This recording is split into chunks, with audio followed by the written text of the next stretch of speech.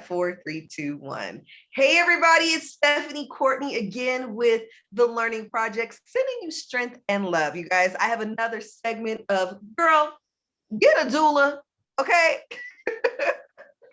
This has been a huge topic for me because one, if you haven't watched my other segments, I'm finally pregnant. And so I'm about to hit 30 weeks on Saturday. So I'm super excited.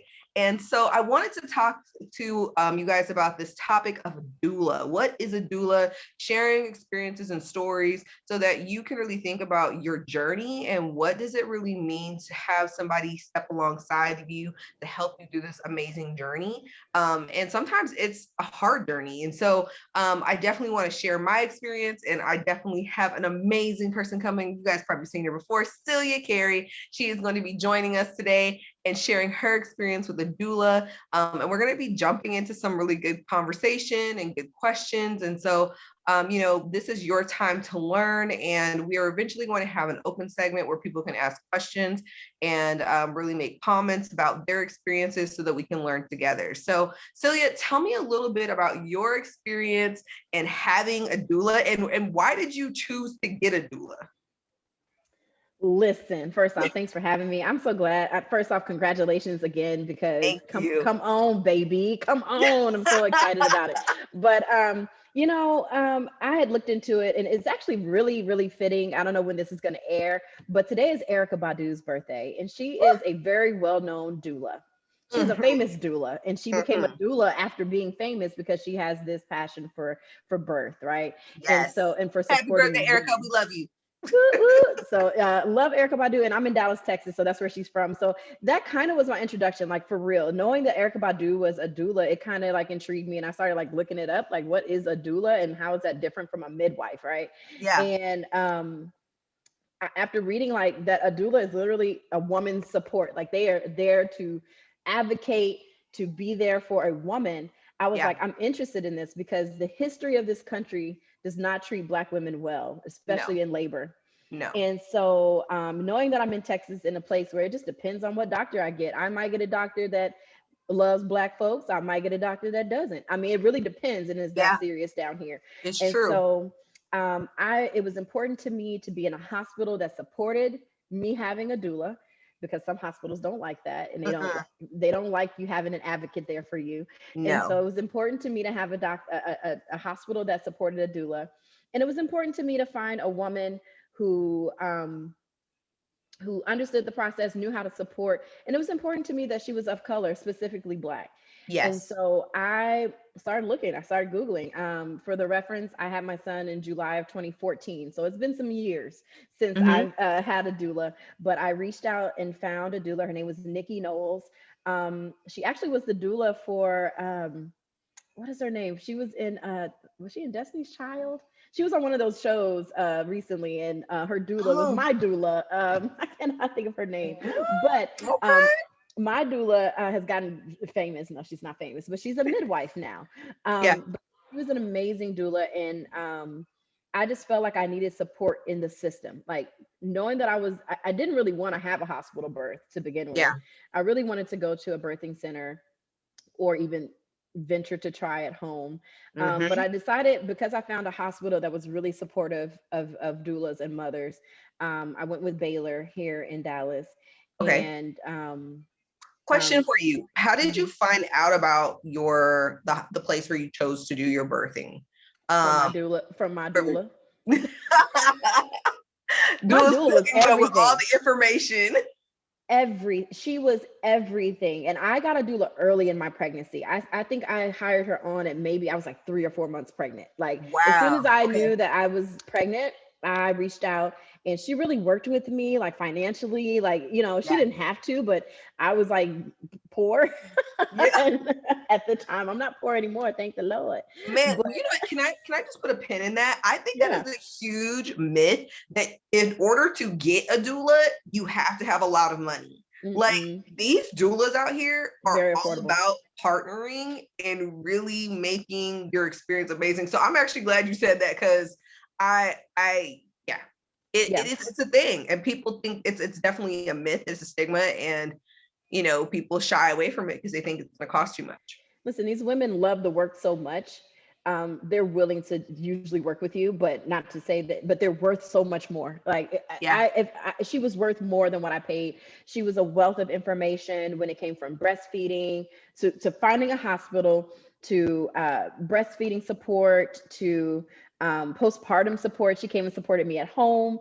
Um, Yes. while I was pregnant, she helped us with education. So she suggested a chiropractor. So I did some I went to a chiropractor that was for pregnant women, Yeah. and he helped get my hips aligned and all that kind of stuff to ensure you can really deliver through your pelvic bones, because that's what Yes. happens. Yes. Um, Can we put a pin in that too, y'all? We're gonna be putting a whole bunch of pins. We pin it.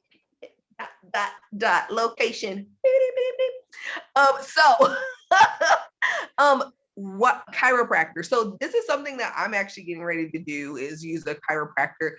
I wanted to use a chiropractor because I've always gone to my chiropractor anytime I had back alignment issues, anything. And he just mentions like, hey, if you ever once you get pregnant, if you want to come and get aligned while you're pregnant, you can do that. So for me, I found that, because my spine's like not aligned, like I felt like that was super I important. remember that. Yeah. Fantastic. And so it's like I've got scoliosis, y'all. So sister be like, I remember that. That's right. but they but he has been working on my back and all that stuff just to always keep it in a line, especially with me having a lot of stressful jobs. Like your stress, it just sits in your back. So for me, I was like, I see the benefit of it. So for you, what besides your doula telling you like, hey, you should go and check this out, what for you was that push that made you want to go see a chiropractor? Because some people are probably like, that is scary. Like, what if he twists me out of alignment and makes me go into labor or any of that stuff? Like what was your thoughts in moving forward that direction? So I had only maybe seen a chiropractor one time before that in my life, and I waited tables for about 4 years, and so I had a lot of like I would pop and crack my neck a lot, like I did like crack my Yeah. neck, and so I was pretty much running down the cartilage in between two of my vertebrae. And so, because I kept clack, clack, clack, clack, clack, Uh-huh. clack, and so, but I was so scared, like other people. It literally was my doula who introduced me to a place called Cafe of Life in Dallas, and they are holistic chiropractor support. And they have, the essential oils, and it was a vibe, and Yeah. that's the vibe I'm on. And so, it didn't take a lot of convincing, because once she kind of explained to me, I mean, I knew that a baby comes out, but I never really thought about my pelvic bones, like my Yes. pelvic bones. Most women, before you have a baby, we're so concerned about what we can see and, where it's going to come out, and Yep. all that kind of stuff. But to be honest, it's the internal stuff. It's your bones that you need to be concerned about. You can Yes. have a big old baby and birth that baby, because Yeah. you made that baby. Your body is made to push that baby out. Yeah. But if your hips are misaligned, that's how you end up with a baby, and your pelvic bone is like this when it's supposed to be like this, and the baby can't get through, and it's like this. That's how you end up having to have an emergency C-section. And Whew. once you said the words emergency C-section, I was like, oh no, baby, oh no, I need to go get lined up today. Best decision I ever made, and it feels good. Like Yeah. getting an adjustment felt good, and Yeah. I could feel the difference. I could feel the difference, and because I had a lot of hip pain, a lot of like sciatica while I was pregnant with Brace, and so I would go and it would relieve it. Like literally, he would do whatever he would do. His hands were from the Lord, and I would walk out of there with a little pep in my step, Right. because Right. it was really good. And he adjusted my baby when he was like a week old as well. He held Brace Wow. and put him in his hand, and with his pinkies he adjusted his spine, and it was like, because babies are in the fetal position, Yes. and so when they come out, it's kind of hard to get them straight, and so he Yes. aligned him. And actually, it was his wife. It's a husband wife practitioners, and So she cool. said is he having, asking about my baby, is he having any issues? And I was like, no, like tummy issues. She's like, well, when I adjust him, he might have a bowel movement. And I was like, okay. Listen, that woman adjusted my baby, and he blew that pamper out before I could leave the place. And I was a new mom, and it was right across the street from my house, but I did not bring a diaper bag because that's how new I was. And so I had to put, they had some like extra diapers. I had to put a big old size 3 diaper on my 7-pound newborn baby. That But is hilarious. I loved it. I loved it. My doula convinced me that I needed my bones to be straight to push a baby out. I And love that's why I it. went. That's I why I went. love it. I love it. See, this is what we're talking about. Girl, get a doula, okay? Because you just don't think about those things, and you don't think about the path you need to take. So your doula recommends the place of birth. She helps you get aligned so you can definitely do this. So I have a question. Did you do a non-medicated birth, or did you do epidural? Like, what was that part for you? Non-medicated was my goal, and that was another reason that I chose a doula, because I know that having that support will help you. Um, you can push through when you got that support by your side, right? And Yes. so with me, my labor was weird because my water broke in the morning. It was like 7 in the morning, and but it didn't break completely. So, but I knew that so it was like a leak, a slow leak, Okay. and so I had bought adult diapers because that's something that someone had told. I think my doula told me, "Girl, get you some adult diapers," and I I was already like, got mine coming from Amazon. so when I woke up that morning, I contacted my doula, and she was like, "Are you having contractions?" I was like, "Not really." And she's like, "Girl, put that diaper on and get to walking now." And I was like, "Okay." She was like, "Call me back when your contractions are 5 minutes apart." So I put on my little diaper, and me and my husband at the time, we walked and walked and walked and walked. We went to Denny's. We just walked and walked. I mean, for a few hours, my contractions never came. Wow. They didn't come. So I want to say that was at 7 a.m. By about 3 p.m., Mhm. I called my doula. She was like, "Go to the hospital." And I was like, "Okay." And so then I called my mom, and she's like, "You've been in labor this whole time." I'm like, "Not really. I'm not having contractions. It's just my Yeah. water." So I get to the hospital, and I kid you not, girl, as soon as I walked in, signed the paperwork, and they're like, "All right, here's your gown, here's your room." I walked across the threshold, and my water broke. I Ooh. felt so bad. I was like, "Oh no, I'm so sorry." They're like, "Girl, this is the hospital. You in labor and delivery. This is messy in here. Come on in here." And so they made me feel fine. And so then my water broke. So I was like, "Good, maybe my contractions will start." So then, I'm still walking, walking, walking. Girl, my contractions never came. And so this is the part that leads to an epidural, Mm. because once you go 24 hours with your water broken, you up the chances of your baby getting an infection. Mm. And so of course the doctors were like, "We need to start you on pitocin. We're gonna have to get contraction started because we want to get the baby coming on out of here. It's been a while, and we don't want any infections." I was like, "Okay." Here's the thing about pitocin: it is not the same as the natural things that cause Yes. the contraction. Yeah. My body knows how much pain I can tolerate. It's different when you are pushing through a contraction that your body made, Right. aside from a contraction that medicine is making. And Yeah. those contractions, girl, I went from no contractions to about to die in about 1 hour flat. Those Girl. them contractions came, and I felt like my body was splitting apart. I felt like someone was just taking my body and just like ripping up Pulling every apart. contraction. I couldn't breathe in between them. So when they're like all that breathing exercises, Huh? I took that breathing class. I took it. My doula told me to take it. I Right. took it. I wasn't breathing because there was no space in between them. Like the contractions were coming so strong. So at that point, my doula is at the hospital, right? And she was trying to get me to walk, trying to get me to squat, got me on the bouncy ball. I'm doing all this stuff, but I'm dying. I'm like, Mm. I said, I'm dead. And then I had been exhausted because at this point, the night before I didn't sleep well. And so then Yep. I woke up in the morning, my water is breaking. So I had been up like for a long time. At Yeah. this point, I had been laboring for like over 24 hours, and I was tired. Yeah. And the Yeah. contractions were kicking my butt all Yep. around the world. And I was like, Yep. epidural, please. And she was like, "No," she tried to advocate for me. She was like, "That's not what was on your plan. That's not what you wanted." And I was like, "Girl, if they don't get this needle and jam it in my back as hard as they can." And I'm scared of needles, Stephanie. I'm scared. I'm scared of needles. The pain had to be real. If I said he can take that needle and stab. I want him to, is it gonna stop the contractions today? Is it gonna stop the contractions? And so the man came, it took him forever. at this point, everybody in the room quiet because I'm mad, I'm sweating, I'm hot, and they're like, breathe. And I'm like, I am breathing. And I'm mad. It's like TV, you know? Right. And so he finally comes in, he does epidural, and whoever the epidemiologist was that gave my epidural, he did a great job. So That's kudos to awesome. him. I was like, what you need me to do? You need me to do this? Okay, I'm gonna hunch over. Go. Wait, what you doing? Okay, how long is that needle? Okay, throw it in there now. Go ahead. So he shot me in my spine with that needle, girl. And it was instantly, and he really did a great job because it was almost like what they call a walking epidural. Yeah. So I could still feel my toes and I could still like move my legs a little, but I had no pain. And girl, I Oh, took a nap. I took a nap. Everybody in the delivery room was mad. My mama and them, they was mad. Everybody but my doula, because she was right there with me the whole time. yeah. And my mom kind of had a little attitude about the doula. And if that's something that you may experience, if you know, the old school people don't really understand it. She's like, I'm your Yeah. doula. I'm Yeah. like, you're my doula, but you don't know the doctors. Like my doula knew the doctors.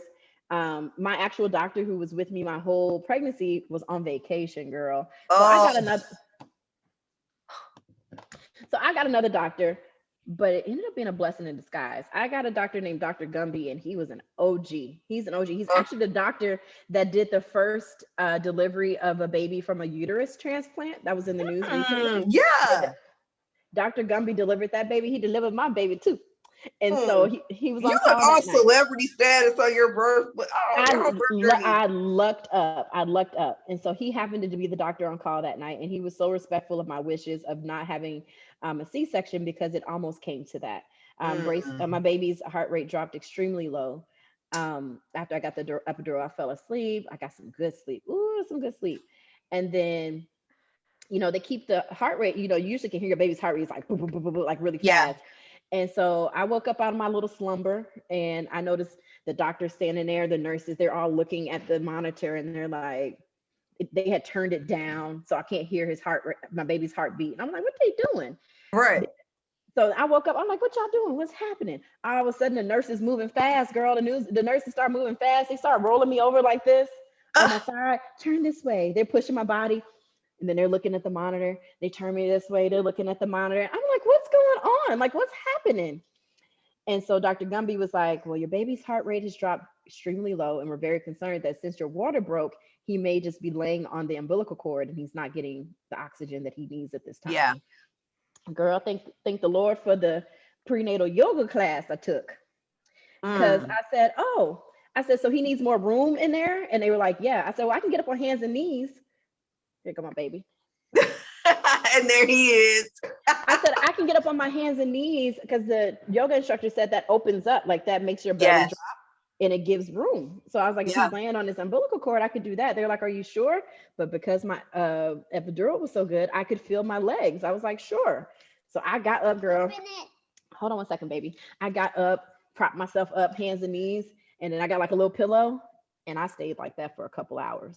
Wow. It brought his heart rate right back up, just like that. But Wow. they were about to take me to surgery. They were about to take me to emergency C-section. And so I stayed like that for a little while, took a nap.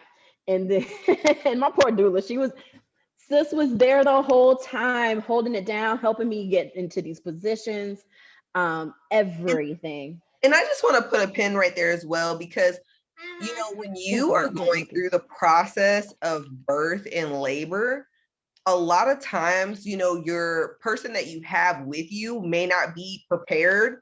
And if they didn't take the birthing classes, you know, serious, or if they haven't really met with the doula, sometimes that could be difficult. And then sometimes you just need a different connection. So, you know, when you have, you know, a doula there to really help you go through that process in those hard times, that is a huge thing.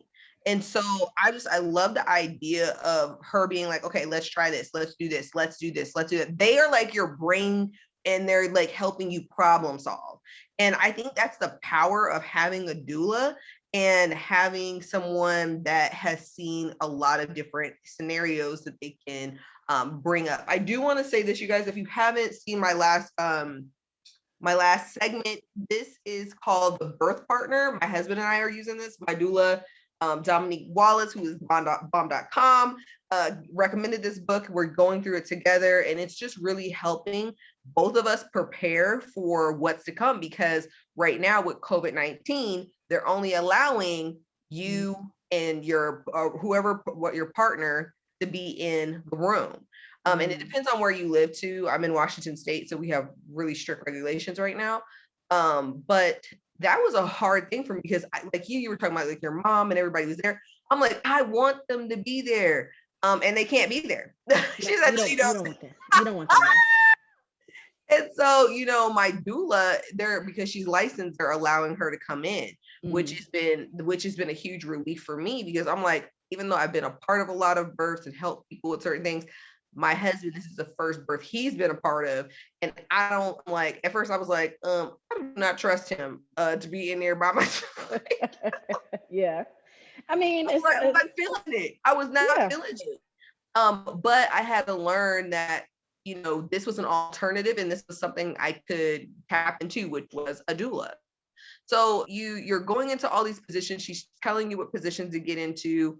What does the next part of your story look like? I also want to mention that she was very helpful. So I didn't have a lot of people in my room, but I did have my mom, my husband's mom, my husband's sisters came by. They didn't stay the whole time, but they stayed for a little while I was laboring. They brought my niece, and she saw me right before I had the epidural, and I was like, that's some good birth control right there, baby. Because my niece came in, she was about 14 or something like that, and I was in there like, give me the epidural. I know she was like, nope, I'm not having no children. No.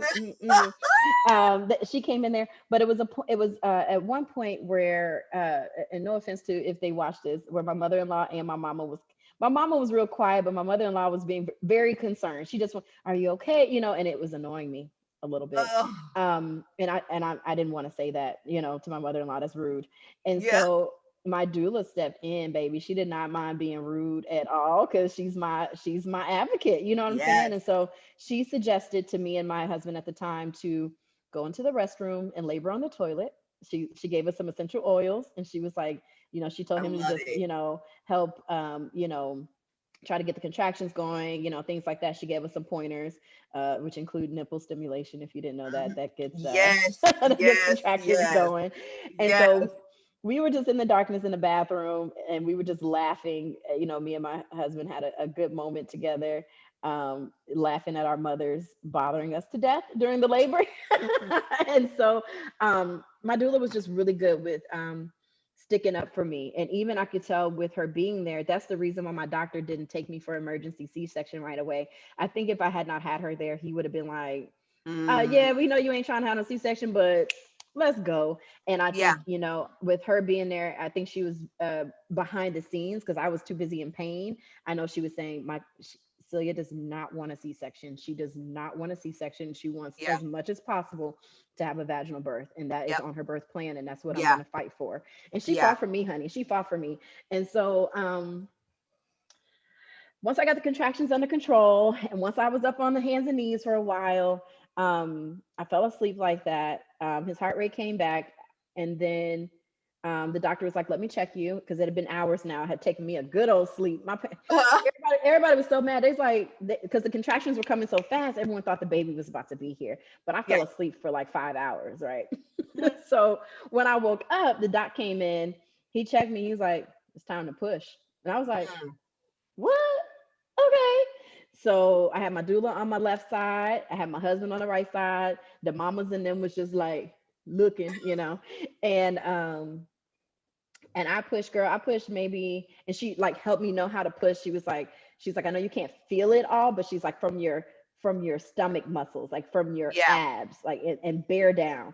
And so she was really good with like being specific, where I think someone who's not trained in birth, my husband would just be like, push. I'm like, push from where? You gotta, it's a strategy to push. And so I think that's the reason why I maybe pushed 5 or 6 times, and my baby was here. He was here. Wow. And so as soon as he was born, they threw him on me. I did delayed cord clamping to make sure he's getting all them juices or whatever. So I had him on my chest, and like she immediately helped me get him latched on. Like, love it. Out of the body, instantly latched onto the breast. She helped me like position him and get him and good to go. And my baby was ready to eat. My I baby was love ready to it. eat immediately as I soon as he love was it. born. And so she helped me make sure that it was comfortable and that I was, when she was just giving me strategies and techniques, like how to get him to latch and how to get him on. I probably could share the picture. There's a picture of her and me and my husband and, holding the baby and all that. And she really, really helped save the day. I don't know what I Wow. would have done without Nikki Knowles. She was an Man, awesome doula. you know Awesome. what's so interesting is that there's so many women, we live in this body, we grow in this body, but we really don't know our body. We don't know how it works. We don't know how labor works. We don't know how, what should we be doing to get prepared for labor and how does it work? You know, it's not until you get a doula that comes in and it says, this is what your body can do. And if you give yourself the opportunity, you can see how amazing your body is. And one of the things I was talking about on the last Get a Doula podcast was I was saying I am open to an epidural, but I really want to try to do a non-medicated birth, Yeah. And the other thing that I didn't even know was my doula was like, there's other pain medications that you can use before you get to an epidural. And that was something that I didn't even know that. I mean, and I had been a part of all these other births. And I'm like, I always hear them say, okay, you ready for your epidural? It was just that piece that always came in. And so, it really made me understand like, we don't always get all of the information. And there's a couple of things I think that, research shows is one, it depends on your age, because the younger you are, sometimes you don't ask the right questions or you Yeah. are not treated like a person that is a professional woman, or if you have a professional kind of lifestyle. And then it depends on your age. You have older women that are having children that are a little bit more demanding about what they're doing, how they're doing it, what they know, what don't they know, and a little bit more specific on things they want to have happen. And that birth plan is so important. And I think when you go through that with your doula, that's when you realize like this is a lot of stuff that I didn't even realize that I needed to think about and I needed to do. And so, it was something that really hit me hard. I just finished my birth plan with my husband and my doula this week on Wednesday. And it was so overwhelming. I was just like, what do you want to do? Like, why do I need to do this? What is this? What is this? What is it? And so it was a lot of decisions all the way down to, are you going to get your child vaccinated? Do you want the cord cut? Do you want to be able to walk around during your labor? Do you want to do this? Do you want to do that? And being able to not only just trust yourself, but trust the process and do your research so you know exactly what's happening. When you were doing all the stuff with your doula, do you feel like your partner was more prepared or less prepared during the birth process? 100,000% helped him prepare. A Yep. 100,000%. He had not been around babies. He had never been in a labor before. He had not, he didn't have any experience at all whatsoever with Yep. this. And so 1,000% helped him. And even her suggestions, like going to the birthing classes, he went to those with me.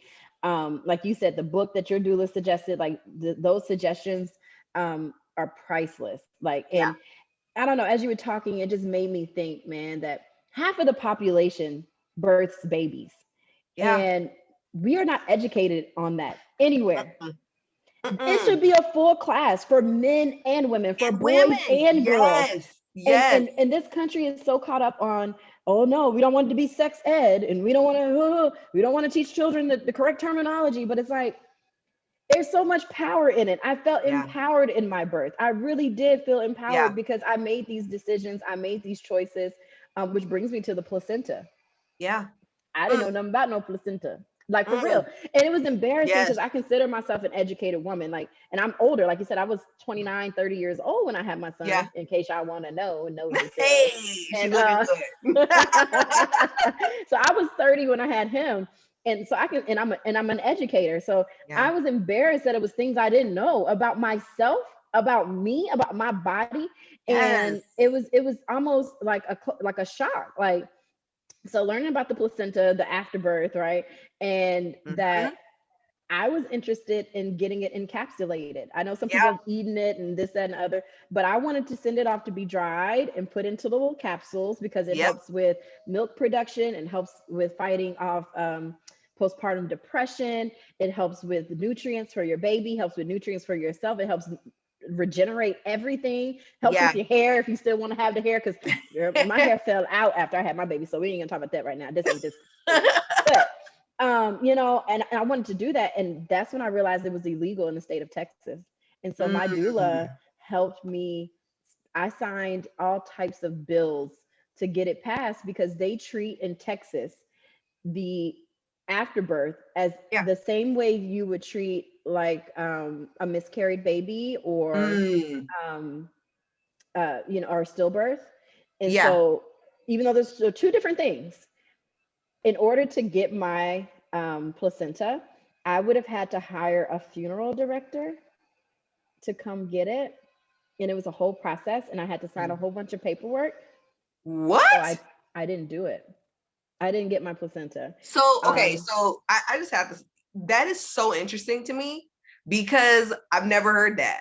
I mean, like literally, you guys, like when you're talking about birth and you're talking about your body, all these people, I keep saying it over and over and over and over again. People are making choices about women's bodies and they're not even in the delivery room. They're not even in the medical room. They're not even in that OB room, but they get to vote on your body. And this was something I was talking to my nephew about. And I was like, listen, I said, tell me what bill we get to vote on about your body. Crickets. name one. Name one. Name name one. Name one. I'm about to get real country. They ain't nan. Do you hear me? Amen. They ain't nan over the man's body at all. And of course, and people want to say, well, women have a different task of da da da. But we still got to carry this thing, and it is taxing on your body to have a baby. I still have not recovered Yes. in lots of different ways. It is taxing on your body, and so I couldn't take my placenta. And so in 2016, they passed a law from all those House bills I was signed. Girl, I was on the Facebook pages. I was almost about to go down to Austin and do some protesting because I really wanted my Wow. placenta. It's mine. It's Right. mine for the Right. principle, of the matter. Even if I didn't want to do nothing but plant it under a tree, because people do that too. Yep, Because they it's do. because it fertilizes the soil. If I didn't want to do nothing but plant it under a tree, it's mine. And because I was in a hospital in this state, I didn't have access to it. It wasn't Wow. mine to take. And so, and I would have had, I mean, it was extensive paperwork and like fees and all types of stuff in order for me to get it. So I did not get my placenta. I did not Wow. encapsulate it. But the laws have been changed. So now women are able to make that choice in Texas. But y'all, that was just 6 years ago 2014? that we still out here fighting because Yeah. the people that are making these decisions don't even know what it is. And No. we can blame education for it, and we may can even still blame the patriarchy for that there isn't even just like a pregnancy course that boys and girls take, and It takes. they should take it together, because guess what, Absolutely. you and your husband right now Absolutely. reading that book together, me and my Together. husband were doing that work together. So it's not just a Yeah. girl class. This is a class for people who make babies, and it takes two things here. Absolutely.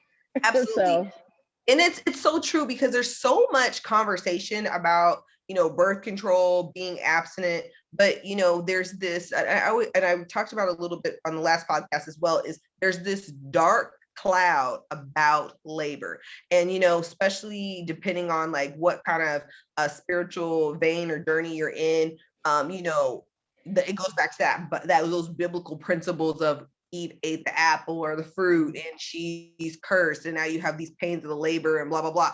And regardless of what you believe in or whatever, the point that I'm getting to is that there's such a negative connotation on labor, and there's such a negative connotation on being pregnant. When you are pregnant, it's like, how do you get over in your head the fear of actually giving birth or the fear of being present in your pregnancy? It's a hard thing, and when you don't have somebody that's being positive and supporting you along the way, I think it's extremely difficult, and even when you have a spouse, there's times where, you feel alone because your body is just transforming in so many ways and you don't even know about them. Like, you don't even get it. Like, in the beginning of my pregnancy, I was saying that I had felt like I had some depression. Like, I was feeling like I was mourning my old life, and moving into this new life that I really don't have any control over. I don't know anything about.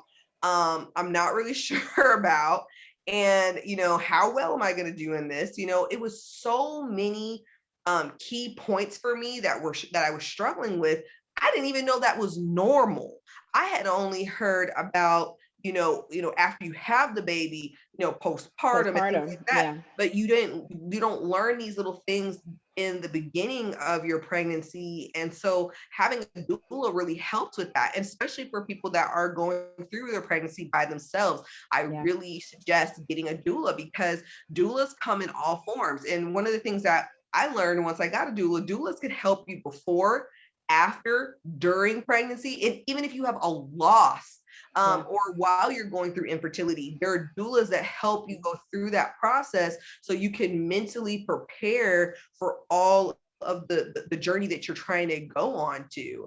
It's so interesting to think about these resources being out there, but they're not talked about, or they're tabooed, or you'll have your mom there, don't worry about it. And my mom is very supportive. My mom is all up in the grill, like she wants to be on everything, that's my mom. But I had to realize that she couldn't teach my husband how to join in the process because they don't feel the kicking in the beginning. They don't feel all of those pieces of the baby growing, your body changing, things like that. So how do you get a person like that involved so that they can feel connected from the beginning with the baby and constantly working on that connection with the child? Absolutely. And how empowering would it be for you and for I and for girls and for men and for boys if we were educated on this before we're in it? Yep. And then you would have known that the feelings you're having are normal. Yep. And then your husband would already be kind of being connected to the experience because he would have been educated on it when he was a kid. I mean, it could change the trajectory of a lot of things. We have a high birth mortality rate for our women in this country, considering we're considered one of the most industrialized nations in the world. Yep. And when you look at those numbers narrowly at black women in particular, we are dying in labor. We are dying. And so I shared with Stephanie before we started, I wanted to become a doula because I was my sister's doula when she had her baby a year and a half ago. And my sister almost died on that table, and so did her baby. Woo. And it was because of malpractice. And I know that if I was not there that day to support my sister and to really put my foot down with those doctors there that did not do what they need to be doing, she may not be here today, and maybe her baby either, because my niece was face up. She came out face up and she got stuck in a birth canal. And they honestly probably should have gone to emergency C-section, but instead they forced her out and broke my niece's clavicle. Oh my goodness. My goodness. It was a very traumatic birth experience, and for the baby and for mom. And being there as a support felt like the most important thing. It almost felt like the most important thing I ever did in my life. So, and that's why I wanted to become a doula, because it felt that important. I was like, my God, what if my sister was here with no support? Because there are women with no support. If me, my mom, her partner, we were all there. His mom was there. But what if she was a woman who had no one, and the baby was coming out face up? What if she had no support there? She could have died that day, because when I saw things getting serious and I got real and I got up there with them nurses and I was holding that leg and I looked them people in their eyes and I was like, we gonna have to do something here. We got to do something here. Y'all not gonna hurt my sister. Y'all not gonna hurt this baby today. Yeah.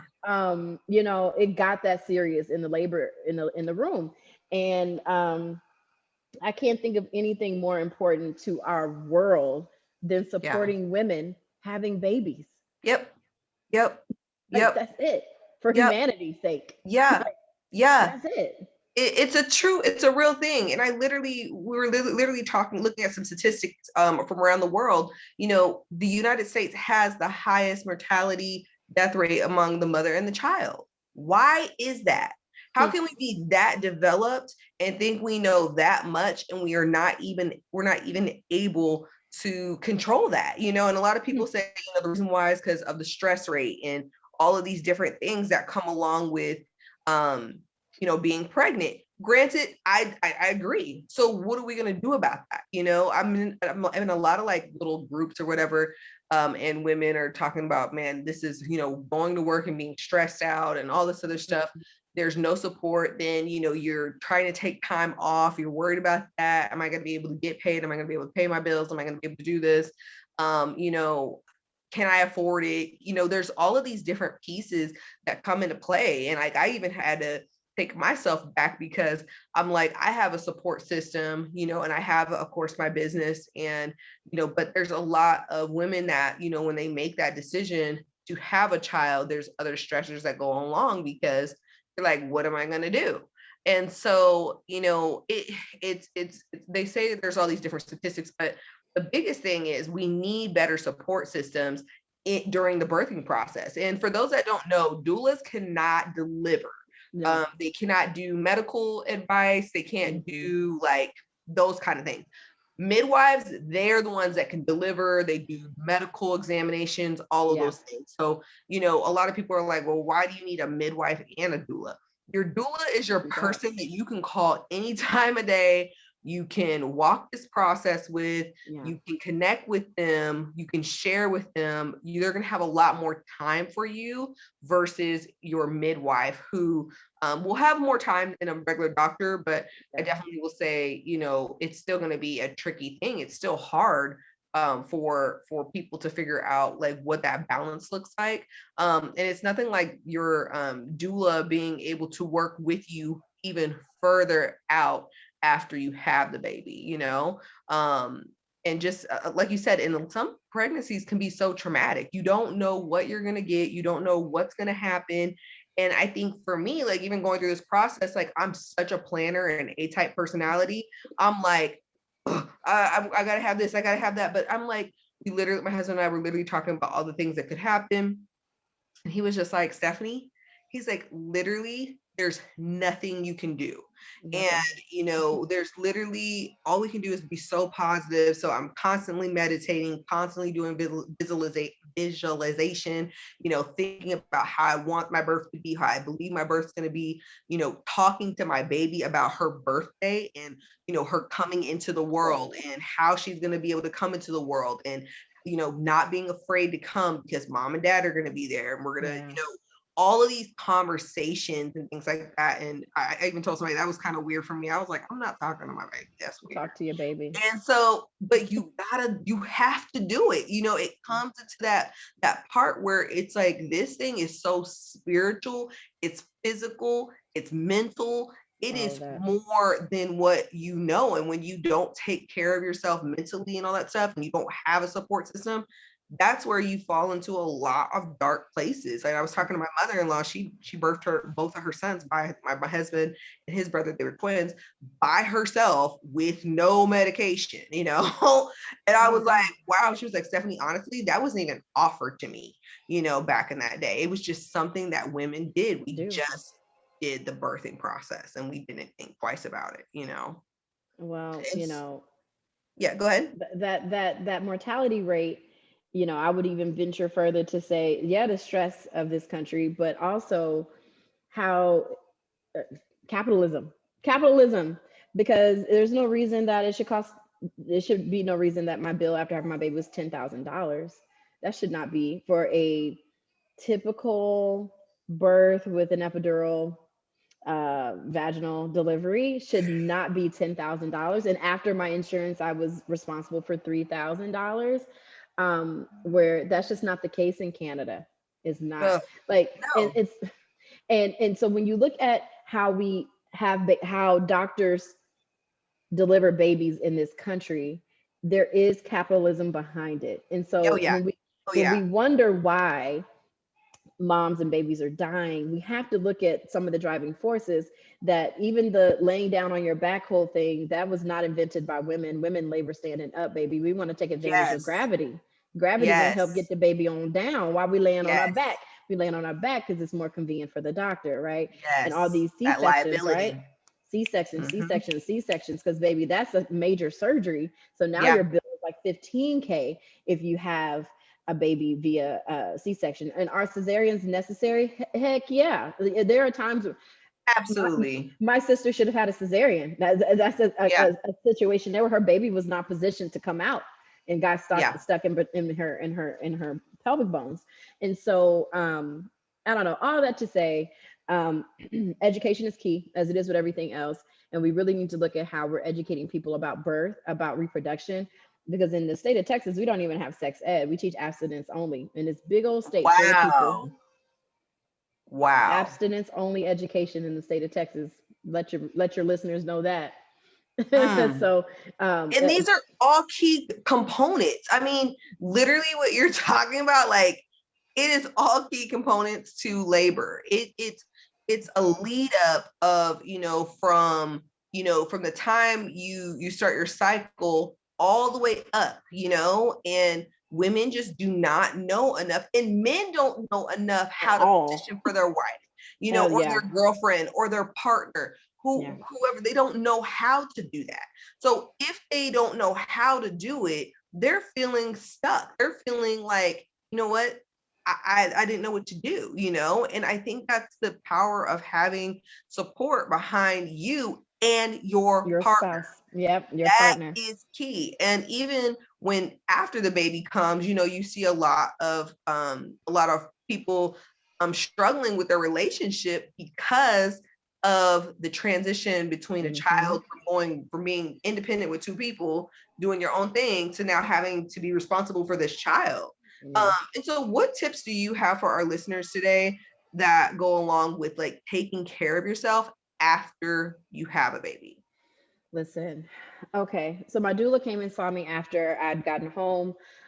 She was still assisting me with nursing suggestion, how to make sure everything, because that's a lot of times, sometimes not getting a baby to latch can really lead to some depression and really lead to feeling inadequate if you were choosing to nurse your child.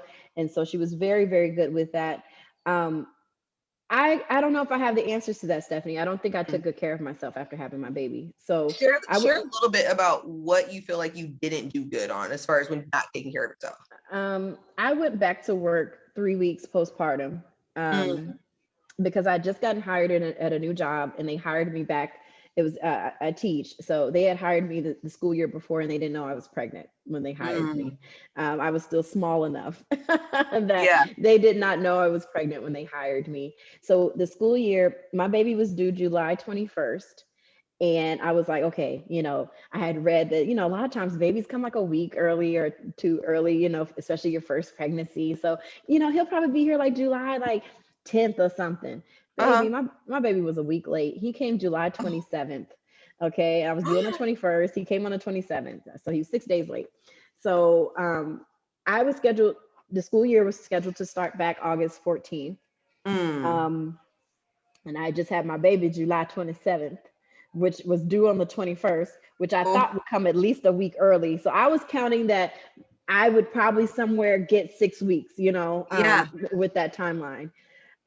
But I did not, because babies do what babies gonna do. They do Right. whatever they want to do. And so my baby was very comfortable. He was not budging. Even once my water broke, right? He was not trying to come out. Right.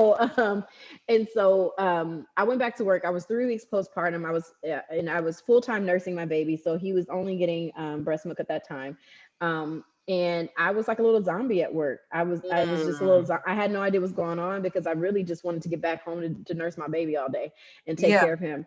I was lucky enough to have a partner who could adjust his schedule, and he kept him at home. Mm. And then I would come home on my lunch break, and I'd rush home after work. I wasn't staying for no meetings or nothing. That bell rang, I was out the door trying to get to my baby. So first thing I would have done was definitely take some time at home. And I probably Mm. would have, if I were to have another baby, I'm not. Um, One and done for me. Thank you.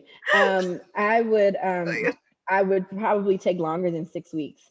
Yeah. Because I mean, you think about puppies. You don't even take puppies from their mommy before Yeah. that because Yeah. they're just not ready. The mom or the baby are just not ready, right? Yeah. And so that's one of my regrets. I look back and I regret going back to work 3 weeks postpartum.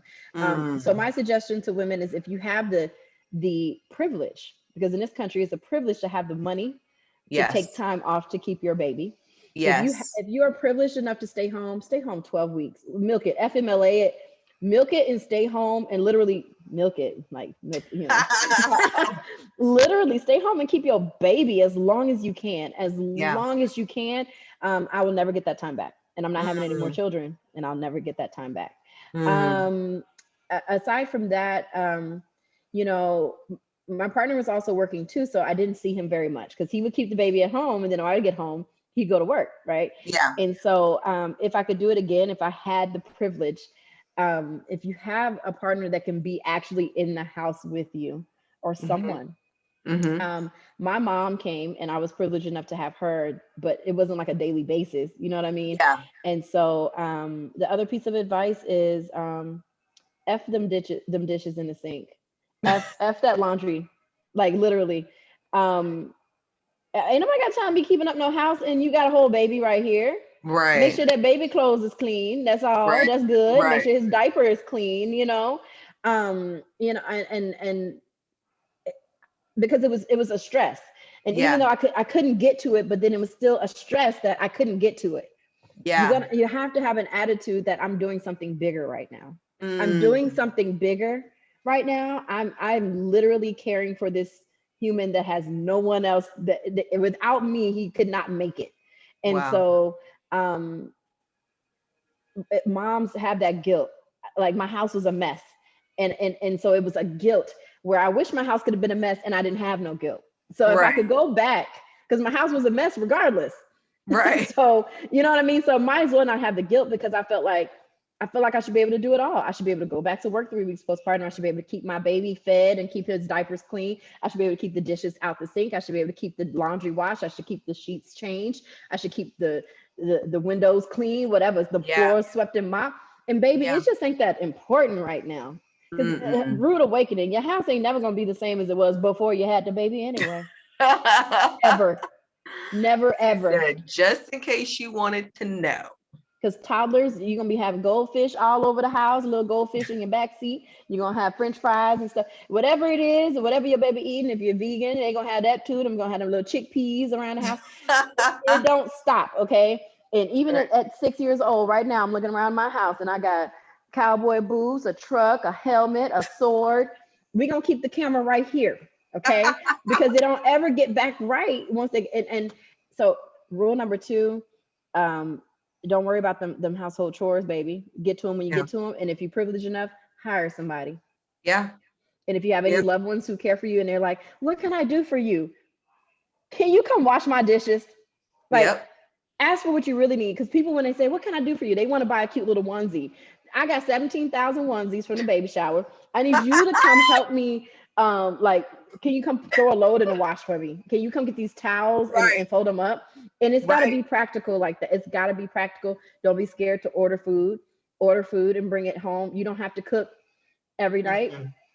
Order you Mm-mm. some, get you something like a lasagna, get you something you can eat on, some spaghetti, something you can eat on for a couple of days, Yeah. because don't worry about it. So rule number one, take your time with your baby. Rule number two, don't worry about that housework. Do not worry Yeah. about that housework. And I don't know. I think that's all I can say, that if I were to go back in time, I would do just a little bit differently. And babies are resilient. So Mm. don't be so hard on yourself. Don't I be so love hard it. on yourself. I There's no love it. baby, ain't no babies die from crying. If you're feeling desperate and despair and you got baby blues, did you feed that baby that diaper clean?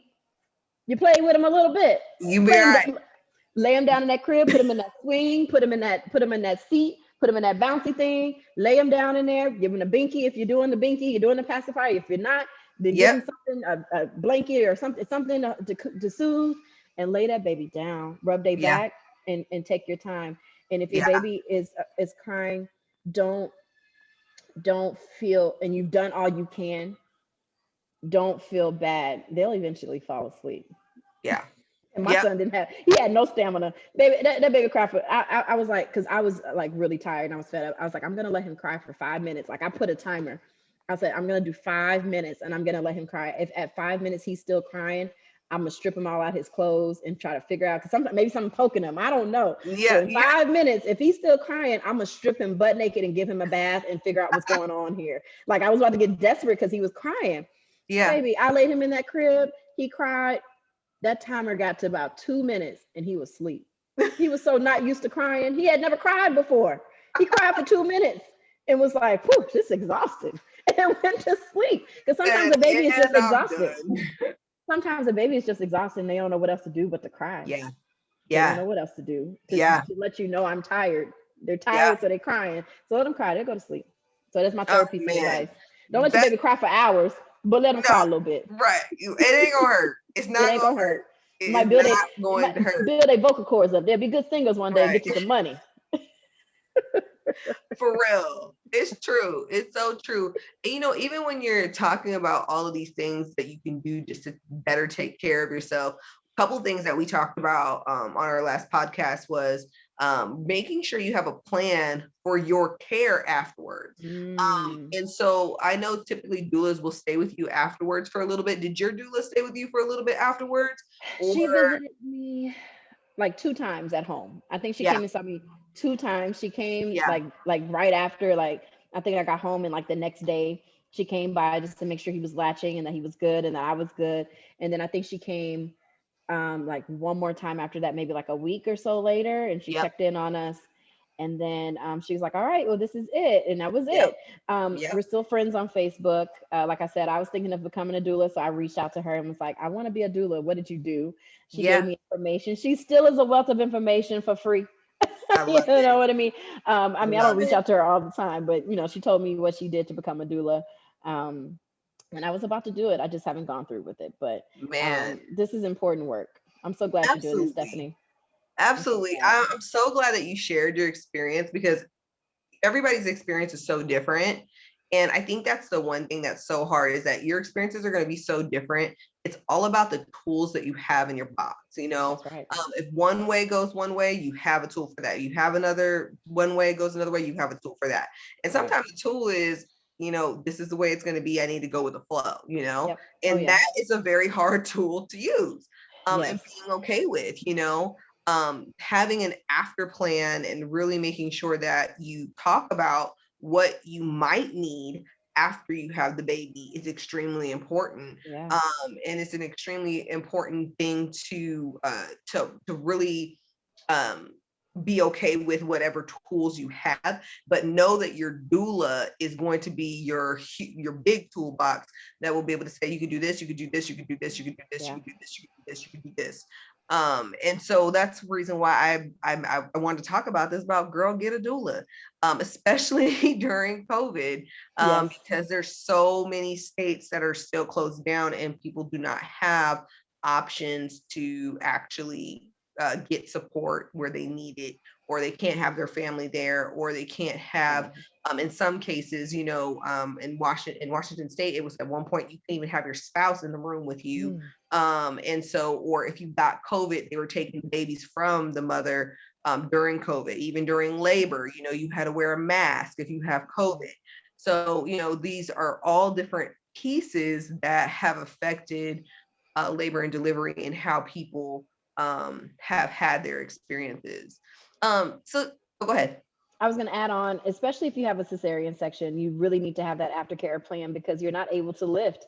And what I've seen, I've had 2 friends personally burst stitches open, trying to do laundry and trying to wash dishes and pick up the baby and help their husband and cook dinner and driving. I have some of my girlfriends are driving and they just had a baby last week and they're like, sit down, sis. If you had a cesarean, it takes even more healing. And so that aftercare plan is super important, because you literally can't lift a finger. They don't want you to lift anything other than your baby. And really and honestly, if it wasn't your baby, they might would tell you not to lift him up either. So you have to be careful with lifting up your baby as well, because you don't want to end up with an infection. You don't want to end up back in the hospital. I have some women who are still having complications from their cesareans because they did not care for themselves properly afterwards. Mm. But I didn't want to interrupt you. What were you about to go? No, that's exactly what that was good. I was going to ask if you want to add anything. So no, that's really good. And you guys, I hope that you're learning a lot from this. I hope that, you're finding like, wow, this is something that I actually want to know more about and learn about. And I really want to encourage you guys to go out there and get that additional support. And again, find people that have had experiences with other doulas, or if that connection is there with that doula, that's going to be really important, because there are some crappy doulas out there. I ain't gonna lie, you know what I mean? There are some that do not do not reach that point of support. But I think it's really important for us to really focus on the ones that are really good and that they are really helping and support people, because they're out there and all you have to do is reach out there and really make connections. One of the things that I do want you guys to know is that there's so much support that goes along when you have a doula, really being able to help you have a successful birth, whatever way that looks or whatever way that may be. Yep. Celia, is there anything that you want to leave our listeners with before we close out? Even if you're not interested in having a natural birth, even if you are like, I'm about to plan my cesarean, I need all the epidurals, I think there's a connection between a doula and like, I want a natural Yes. birthing experience. A doula is there to support whatever you want, baby, Yes. whatever that is. If you want to schedule on the calendar, show up, get the cesarean, get the epidural, get all that stuff, and then go home. That is your choice. It's your Yep. body. It is your decision and your baby. And the Yep. doula will back you up 100,000%. Yes. And so even Yes. for me, once I switched and I looked her in her eyes and I was like, epidural. She was like, that wasn't your plan, but now it is. So now it's my plan. All right, epidural, and she instantly was advocating for me there. And all I can think about is, man, how powerful is it when women support women? And that's all Mm. doulas, that's all a doula is. It's a woman supporting a woman through one of the most life-changing events of her life. That's it. Absolutely. Oh, I love that so much. Mhm. And I'm going to continue to say this, when you look at every single culture, when you think of Jamaica, when you think of Africa, when you think of Ireland, when you think of Scotland, those birthing experiences that were taking place were community based. You know what I mean? It was not meant for you just to do it on your own and figure it out. I hope you have a good time. You had people that really helped you, and embrace you as you went through the process of birth. And I think that's something that's so missing nowadays.